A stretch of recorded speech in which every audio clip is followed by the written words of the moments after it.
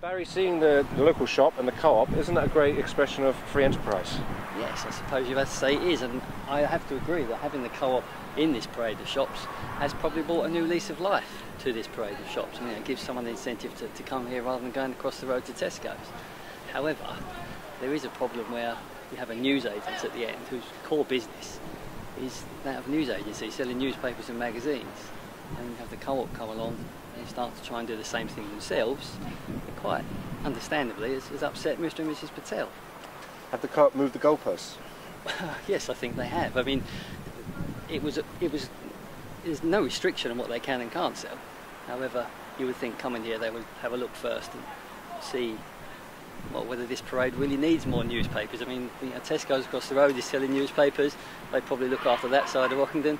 There's no reason why Mr. and Mrs. Patel, who've been here for 30 odd years, I believe, couldn't carry on doing it here.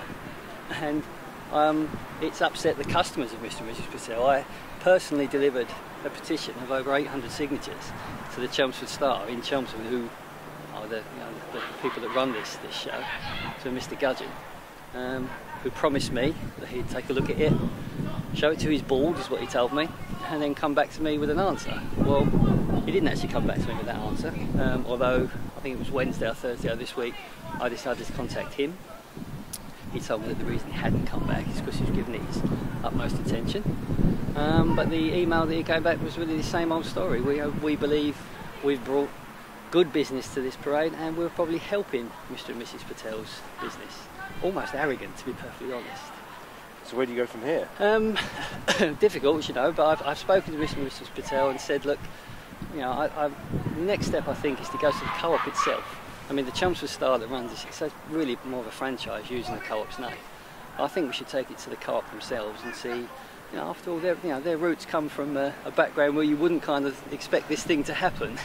So we'll take it to them. I've cleared it with Mr. and Mrs. Patel, and I shall do that over the next week. Get an email out to them, tell them what we've done. I'd like to try and get the petition back so they can see the petition, but I'm not sure if I'm going to get that. I haven't asked for it yet, but I'm not sure if I'm going to get it.